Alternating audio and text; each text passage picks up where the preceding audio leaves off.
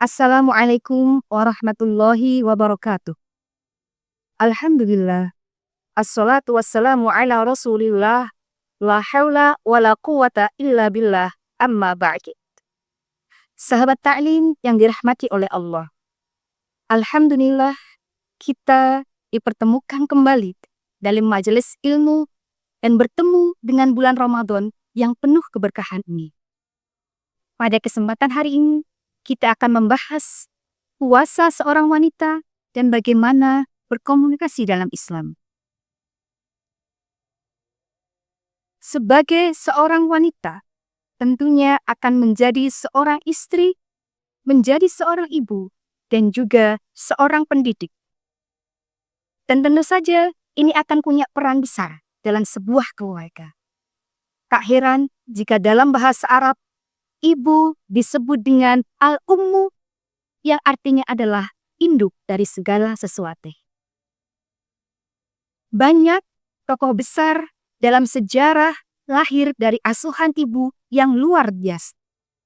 Nabi Ismail alaihissalam dibesarkan oleh ibunya Siti Hajar. Nabi Musa alaihissalam dirawat ibunya Yukabat dalam keadaan sulit. Nabi Isa alaihissalam dididik oleh ibunya Maryam, seorang wanita suci. Bahkan Nabi Muhammad SAW dibesarkan oleh ibunya Siti Aminah. Maka benarlah sebuah makalah Arab yang mengatakan al-ummu hiya al-madrasah al-ula. Ibu adalah pendidik utama untuk anak-anaknya.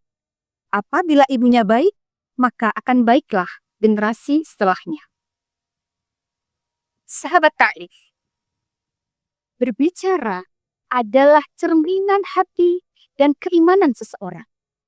Oleh karena itu, kita harus senantiasa berhati-hati dalam setiap perkataan yang keluar dari lisan kita.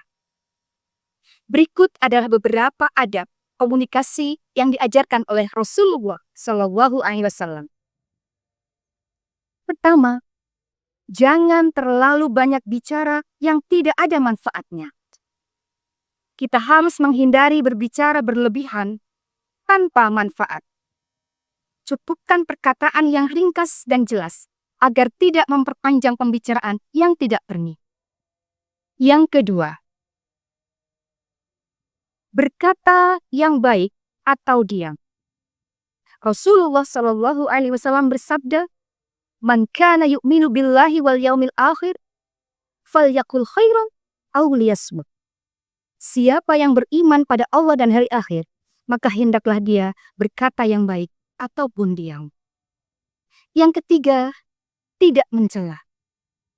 Orang yang beriman selalu menjaga lisannya agar tidak menyakiti orang lain dengan celaan. Celaan adalah sesuatu yang sangat dikutuk oleh Islam. Yang keempat adalah menghindari debat.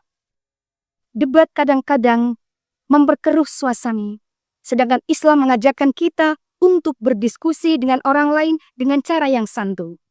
Dalam kehidupan sehari-hari, kita juga diajarkan untuk bijak untuk berkomentar, baik secara langsung maupun di media sosial, agar kita tidak terjebak pada perkataan yang sia-sia. Allah Subhanahu wa Ta'ala mengajarkan kita untuk berkata baik dalam Al-Quran. A'udzu billahi minasyaitonir rajim. Alam tara kaifa daraballahu matalan kalimatan thayyibatan kasyajaratin thayyibatin asluha tsabitun wa far'uha fis sama. Perkataan yang baik itu bagaikan pohon yang baik yang akarnya kuat dan cabangnya menjulang ke langit. Artinya, setiap kata yang baik akan memberikan manfaat yang luas, mengakar dalam hati dan memberikan kebaikan bagi siapapun yang mendengarnya. Oleh karena itu, Islam mengajarkan dengan berbentuk perkataan yang seharusnya kita terapkan dalam sehari-hari.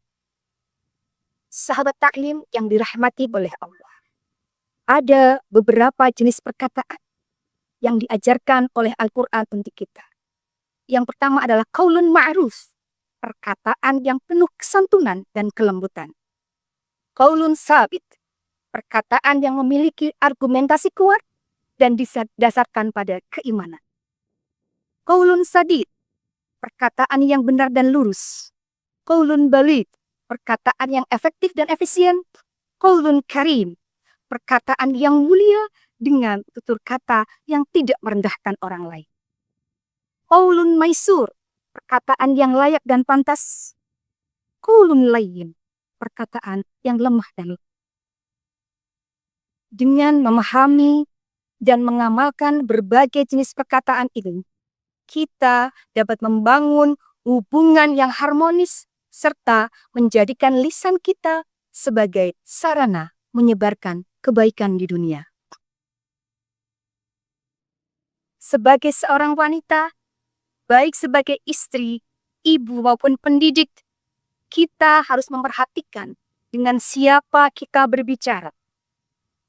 Apakah dengan orang tua, pimpinan, rekan sejawat, ataupun dengan anak-anak kita. Setiap kata yang keluar dari lisan kita bisa menjadi pahala atau bahkan menjadi ladang dosa. Sahabat ta'lim yang dirahmati oleh Allah. Di bulan yang penuh rahmat ini, mari kita jadikan puasa sebagai momentum untuk menjaga lisan dan komunikasi kita. Wanita memiliki peran yang sangat besar dalam membentuk generasi mendatang. Sebagaimana peran ibu dalam mendidik para nabi dan ulama besar, kita juga bisa menjadi sumber inspirasi bagi anak-anak dan lingkungan sekitar kita. Dengan menjaga lisan dan meneladani komunikasi yang baik, kita tidak hanya menjadi madrasah pertama bagi anak-anak kita, tetapi kita juga bisa menjadi teladan kebaikan bagi keluarga dan masyarakat. Semoga Allah Subhanahu wa Ta'ala senantiasa membimbing kita untuk berkata-kata dengan lisan yang baik dan penuh hikmah. Semoga Ramadan ini menjadikan kita pribadi yang lebih baik, lebih santun, dan lebih dekat dengan Allah Subhanahu wa Ta'ala. Akhir kata, wallahul muwaffiq ila aqwamit thoriq. Assalamualaikum warahmatullahi wabarakatuh.